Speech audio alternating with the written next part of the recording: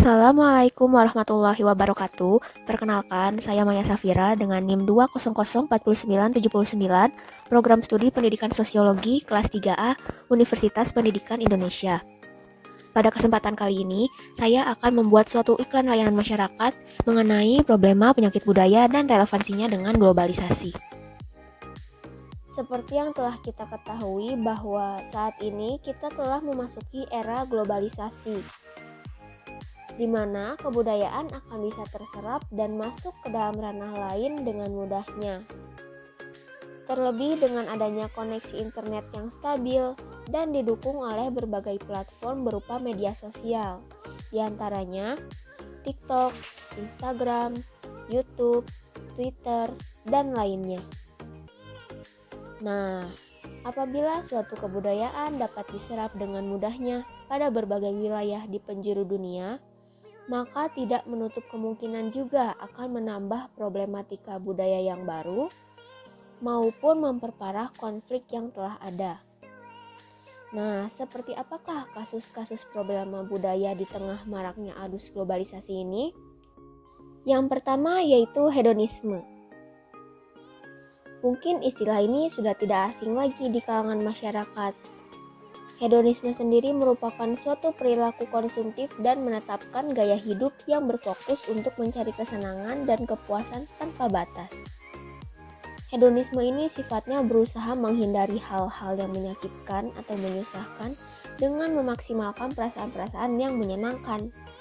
Ini dia beberapa contoh perilaku hedonisme. Kemarin aku bikin es krim BTS meal. Ini video behind the scenes-nya. Ini saat aku dan adikku mengatur BTS meal-nya di meja. Yang kedua yaitu westernisasi.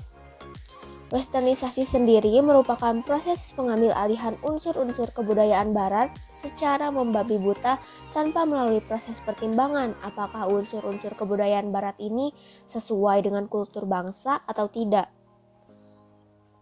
Nah, mengapa westernisasi ini menjadi problema kebudayaan? Karena dapat menyebabkan generasi muda melupakan budaya lokalnya. Bahkan saat ini telah viral istilah yang disebut dengan bahasa Jaksel, di mana mereka menggunakan bahasa Inggris yang dicampur-campur dengan bahasa Indonesia.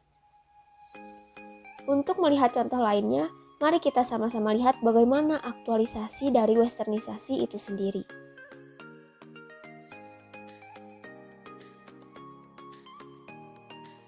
Yang ketiga ada masuknya budaya pop luar.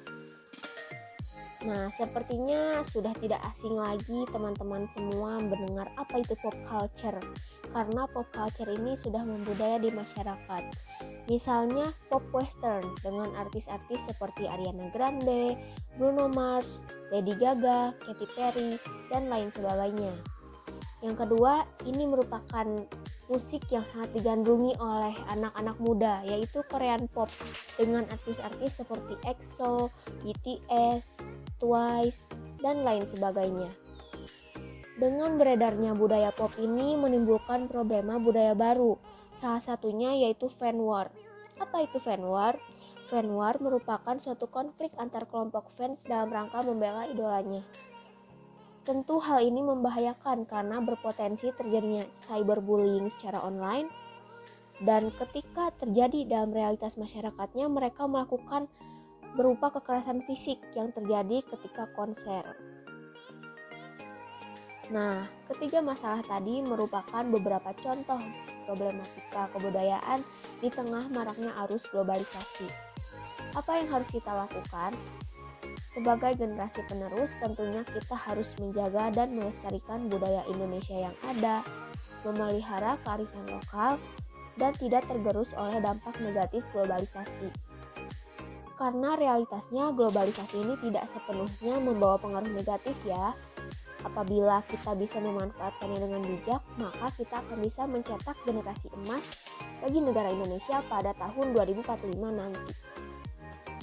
Sekian pemaparan mengenai problema budaya dengan maraknya arus globalisasi. Saya mohon maaf apabila masih ada kekurangan. Saya Maya Safira pamit undur diri. Wassalamualaikum warahmatullahi wabarakatuh.